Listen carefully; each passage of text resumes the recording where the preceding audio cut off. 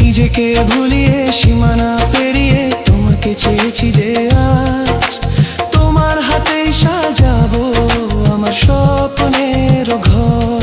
আমি তোমার প্রেমে পড়ে দুনিয়া ভুলে গেছি।